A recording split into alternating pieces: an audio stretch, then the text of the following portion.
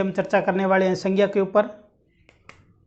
और संज्ञा के ऊपर हमने इससे पहले 2 वीडियो डाल दिए हैं। अगर वो वीडियो आपने नहीं देखे हैं तो प्लीज़ चैनल की प्लेलिस्ट में जाइए और हिंदी के अंतर्गत संज्ञा से संबंधित जो 2 वीडियो हैं वो ज़रूर देखें और अपने सकारात्मक कमेंट भी करें।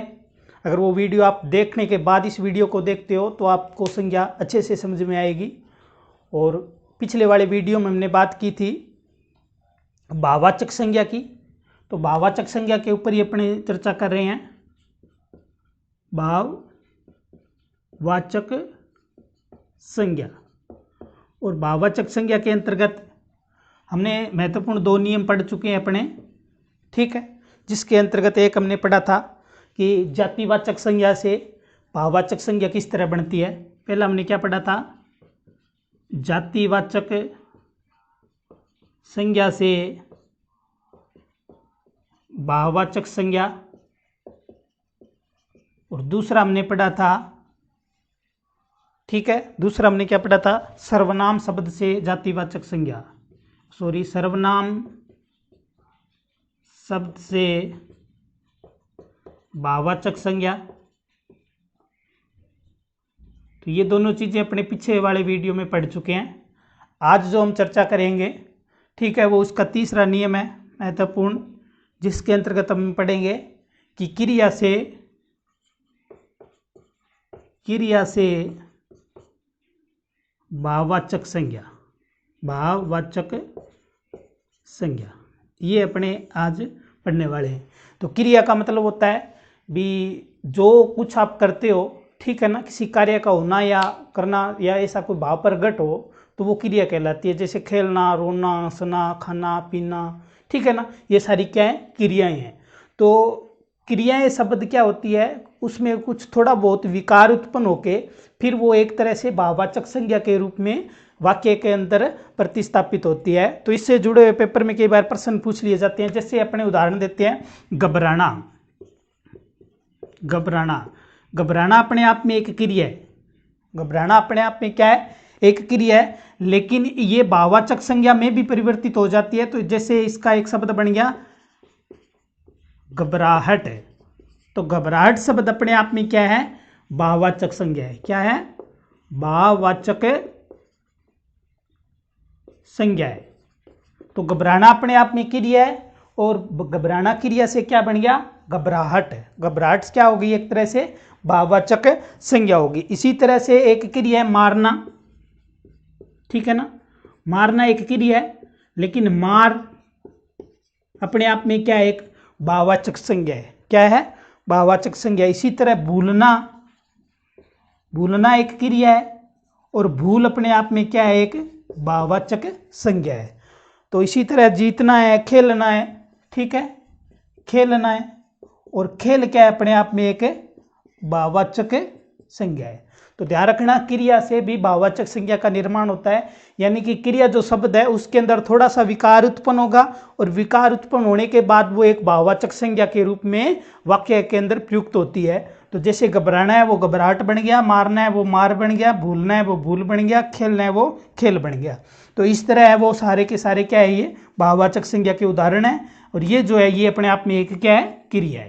तो ये तीसरा नियम है भाववाचक संज्ञा के अंतर्गत, जो कई बार पेपर में पूछ लेता है कि निम्न में से कौन सा शब्द है वो क्रिया से भाववाचक संज्ञा के रूप में प्रतिस्थापित हुआ है। 4 ऑप्शन आ जाएंगे, जिसके अंतर्गत एक वाक्य होगा, यानी कि एक आपका ऑप्शन होगा वो कोई जातिवाचक संज्ञा होगी और भाववाचक संज्ञा में कन्वर्ट होगी। एक आपको उदाहरण ऐसा मिल जाएगा जो एक अपने आप में क्या होगी, सर्वनाम होगा और भाववाचक संज्ञा के रूप में वाक्य के अंदर आपको दिया होगा, यानी ऑप्शन में दिया होगा। एक आपको ऐसा शब्द होगा जो अपने आप में क्रिया होगी लेकिन कन्वर्ट किस में हो जाएगी, भाववाचक संज्ञा में। तो कहने का मतलब आप अच्छे से समझो कि जो यहाँ शब्द दिया है वो अपने आप में जातिवाचक संज्ञा का शब्द है या सर्वनाम है या क्रिया है, ठीक है।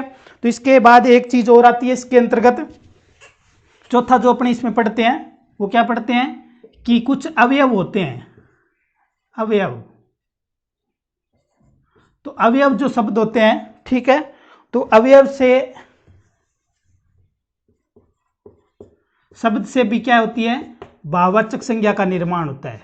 क्या होता है, भाववाचक संज्ञा का निर्माण होता है। तो अवयव शब्द का मतलब होता है कि ऐसा शब्द जो टूटे ना, यानी कि जिसका व्यय ना हो, तो वो अवयव शब्द कहलाता है, यानी वो टूटता नहीं, अपने आप में पूर्ण रहता है। तो जैसे आप उदाहरण देख सकते हो, दूर, ठीक है ना, दूर शब्द है वो एक अवयव शब्द है, ठीक है ना। और दूर का क्या बन गया, दूरी, दूर का क्या बन गया, दूरी। तो ये क्या बन गई, भाववाचक संज्ञा बन गई, यानी कि दूर अपने आप में अवयव है और दूरी क्या बन गई, भाववाचक संज्ञा बन गई। इसी तरह आप देख सकते हो निकट, निकट भी अपने आप में अवयव है, ठीक है ना।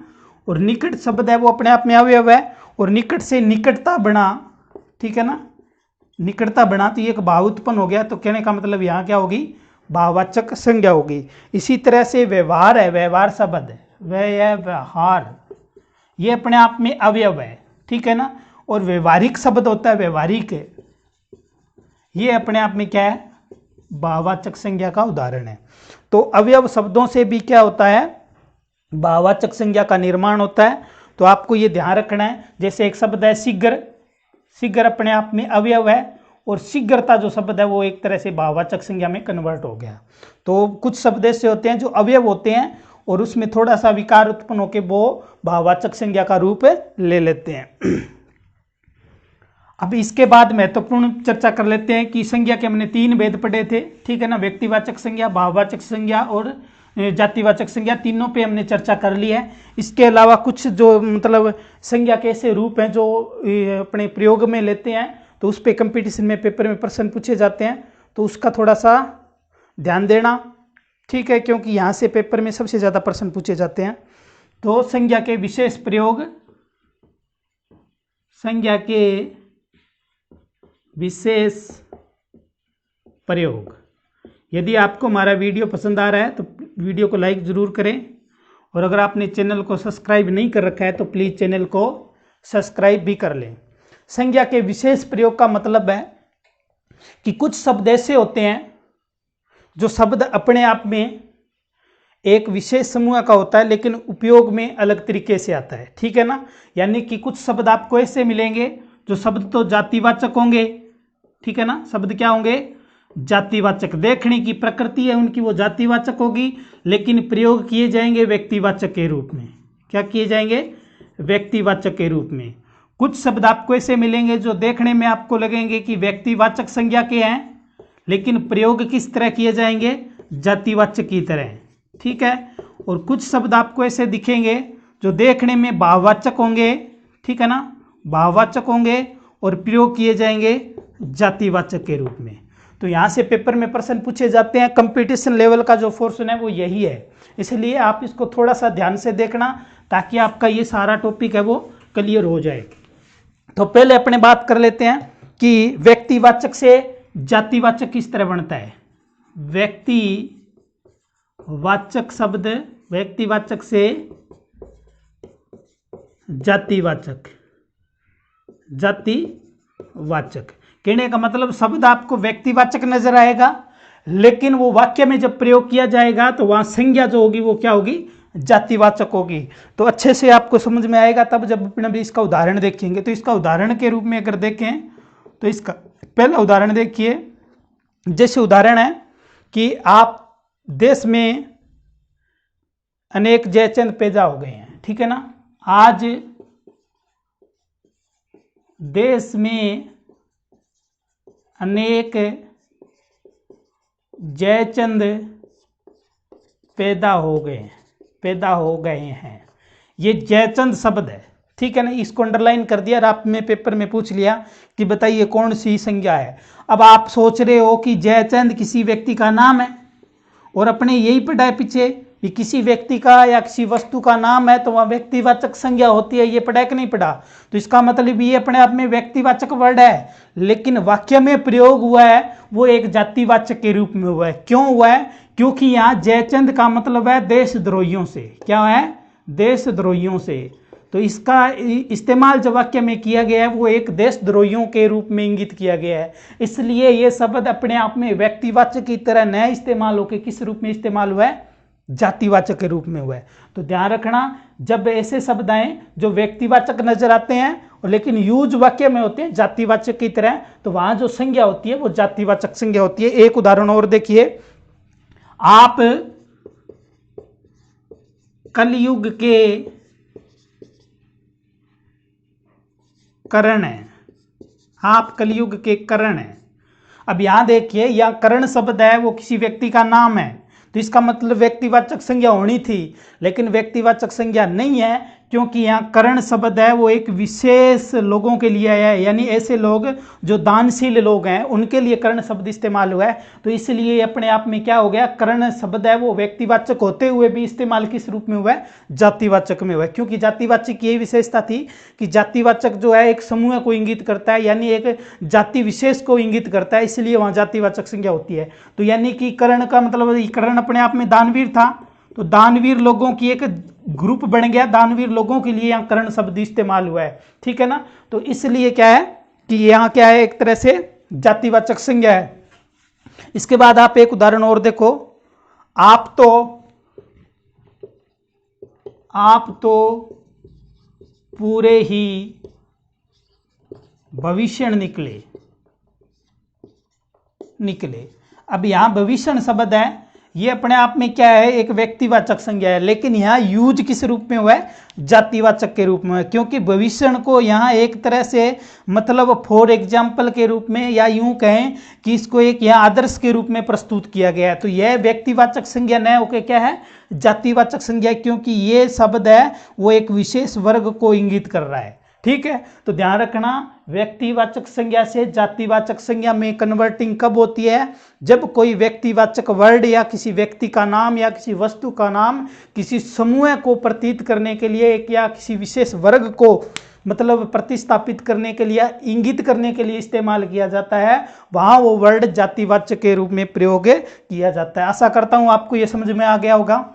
अगर आपको ये समझ में आ रहा है तो प्लीज़ वीडियो को शेयर जरूर करें। अगर आपने चैनल सब्सक्राइब नहीं कर रखा है तो वो भी कर लें। अब इसका दूसरा रूप देखते हैं, ठीक है ना। पहला रूप हमने क्या देखा कि व्यक्तिवाचक संज्ञा से जातिवाचक संज्ञा में कन्वर्टिंग कैसे होती है, उसके क्या नियम रहते हैं, ठीक है। तो जो कॉन्सेप्ट है वो समझ में आना चाहिए, नहीं तो फिर दिक्कत हो जाएगी। उसके बाद दूसरा जो इसका प्रकार है वह है जातिवाचक से व्यक्तिवाचक। दूसरा जो प्रकार क्या है, जातिवाचक से व्यक्तिवाचक। अब उल्टा हो गया, पहले वाला जो नियम पढ़ा आपने उसके बिल्कुल विपरीत है, यानी अब आपको जो शब्द दिखेगा वो होगा जातिवाचक, लेकिन प्रयोग किया जाएगा व्यक्तिवाचक के रूप में। तो उदाहरण देखते हैं, उदाहरण से आपको ये समझ में आएगा। तो उदाहरण अपने देखते हैं, तो जैसे आ गया, गांधी जी देश के राष्ट्रपिता हैं। गांधी जी देश के राष्ट्रपिता हैं, यहां गांधी जी को अंडरलाइन कर दिया। अब यहां गांधी जो शब्द है वो एक जाति को इंगित करती है। गांधी जो शब्द है अपने आप में जाति को इंगित करते हैं, क्योंकि गांधी के अंदर तो बहुत आते हैं, महात्मा गांधी भी आते हैं, राहुल गांधी भी आते हैं, प्रियंका गांधी भी आती है, इंदिरा गांधी भी, यानी बहुत सारे लोग आते हैं। तो इसका मतलब गांधी जो शब्द है अपने आप में क्या है, एक जातिवाचक संज्ञा है। क्या है, जातिवाचक संज्ञा है। लेकिन ये जो वाक्य अर्थ दे रहा है, वाक्य अर्थ क्या दे रहा है कि गांधी जी देश के राष्ट्रपिता हैं, इसका मतलब आप ये आइडिया लगा रहे हो कि इस वाक्य का कहने का मतलब है कि जो महात्मा गांधी है, ठीक है ना, मोहनदास करमचंद गांधी है, वो देश के राष्ट्रपिता है। इसका मतलब ये जातिवाचक शब्द होते हुए भी किसी व्यक्ति विशेष की ओर इंगित कर रहा है। क्या कर रहा है, व्यक्ति विशेष की ओर इंगित कर रहा है। तो इसका मतलब यहाँ कौन सी संज्ञा होनी चाहिए, व्यक्तिवाचक संज्ञा होनी चाहिए। जब कोई व्यक्तिवाचक वर्ड किसी समूह को इंगित करे तो वहां जातिवाचक संज्ञा होती है। जब कोई वर्ड, ठीक है ना, जातिवाचक होते हुए भी किसी व्यक्ति विशेष के ऊपर फोकस डालता हो तो वहां क्या होती है, व्यक्तिवाचक संज्ञा होती है। एक उदाहरण और देखिए, एक उदाहरण और देखिए, नेहरू जी या पंडित जी देश के पहले प्रधानमंत्री थे, पहले प्रधानमंत्री थे। अब पंडित जी तो अपने आप में जाति है, ठीक है, तो अपने कहेंगे पंडित जी देश के पहले प्रधानमंत्री। कौन से पंडित जी, आप प्रश्न करो इस लाइन से कि पंडित जी देश के पहले प्रधानमंत्री थे, कौन से पंडित जी? तो आपका उत्तर आ रहा है कि जवाहरलाल नेहरू। क्या आ रहा है कि जवाहरलाल नेहरू। इसका मतलब ये व्यक्ति विशेष हुआ कि नहीं हुआ? जब व्यक्ति विशेष होता है तो इसका मतलब व्यक्तिवाचक संज्ञा है। तो यहाँ शब्द जो इस्तेमाल किया वो जातिवाचक है, लेकिन अर्थ दे रहा है व्यक्तिवाचक की तरह, तो यहाँ भी क्या है, व्यक्तिवाचक संज्ञा है। तो ये दूसरी जो कंडीशन है जो पेपरों में पूछी जाती है। तो दो कंडीशन अपने अभी चर्चा कर चुके हैं संज्ञा की विशेष प्रयोगों के बारे में। उसके बाद अगर अपने देखें तो उसके बाद तीसरी जो कंडीशन होती है वो महत्वपूर्ण रहती है। तीसरी कंडीशन में क्या होता है कि इसके अंतर्गत भाववाचक संज्ञा के ऊपर अपने इस्तेमाल करते हैं, यानी कि शब्द होगा वो क्या होगा, भाववाचक होगा। क्या होगा, भाववाचक होगा, लेकिन प्रयोग किया जाएगा कौन से में, जातिवाचक में। किस में प्रयोग किया जाएगा, जातिवाचक में। यानी कि शब्द आपको देखने को मिलेगा भाववाचक, लेकिन प्रयोग किसमें किया जाएगा, जातिवाचक में। इसमें एक चीजें आपको ध्यान रखनी है, ठीक है ना, कि भाववाचक जो संज्ञा होती है, एक बात बता रहा हूं ध्यान से सुनना, कि भाववाचक जो संज्ञा होती है, भाववाचक संज्ञा होती है वो हमेशा ही एक वचन आती है। क्या आती है, एक वचन में आती है, ये ध्यान रखना। अगर कोई भाववाचक संज्ञा का वर्ड, यानी कि कोई भाववाचक संज्ञा का शब्द बहुवचन में प्रयोग हो रहा है, बहुवचन में प्रयोग हो रहा है, तो मान के चलिए वो शब्द क्या होगा, जातिवाचक संज्ञा होगा। ये बात दिमाग में फीड कर लीजिए कि भाववाचक संज्ञा हमेशा एक वचन में आती है, यानी कि भाववाचक संज्ञा का जो वर्ड होगा जिसमें भाववाचक संज्ञा निहित है, वो अगर एक वचन है तो वो भाववाचक संज्ञा है, अगर वो बहुवचन है तो वो क्या है, जातिवाचक संज्ञा है। ठीक है ना। आपको एक उदाहरण देता हूं कि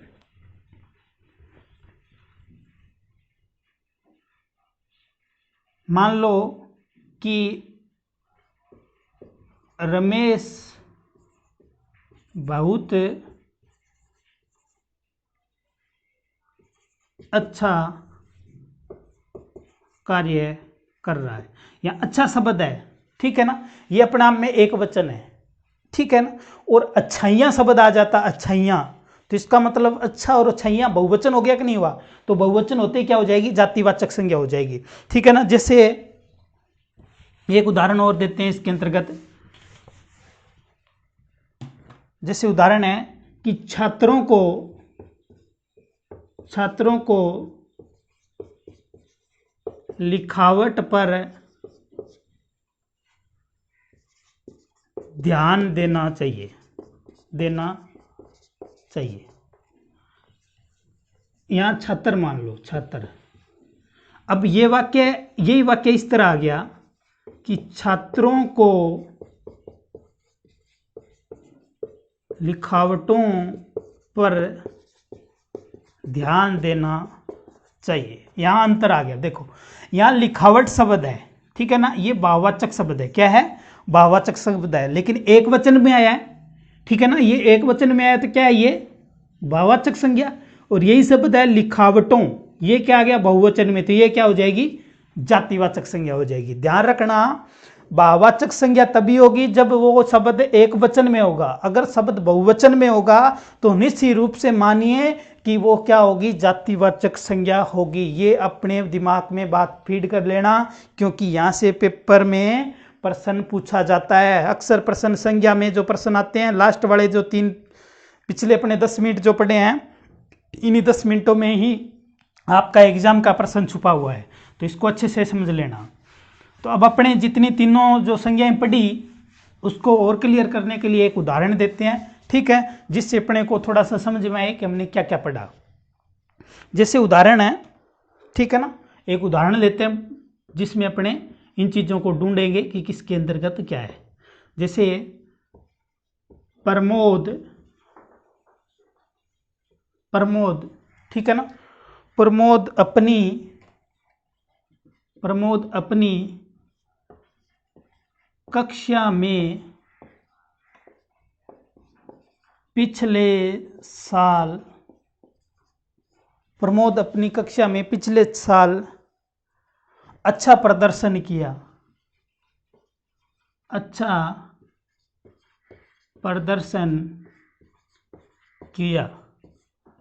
ठीक है ना। प्रमोद ने अपनी कक्षा में पिछले साल अच्छा प्रदर्शन किया, ठीक है ना। उसके व्यवहार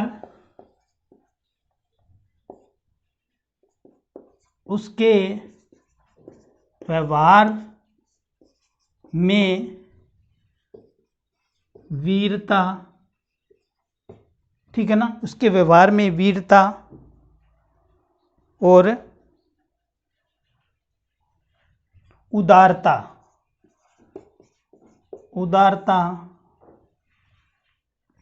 वीरता एवं उदारता भरी पड़ी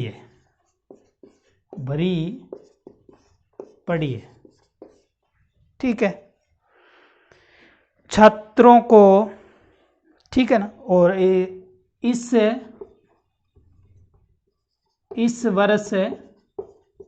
वर्ष मार्च में परीक्षा होगी, ठीक है ना। मार्च में परीक्षा होगी।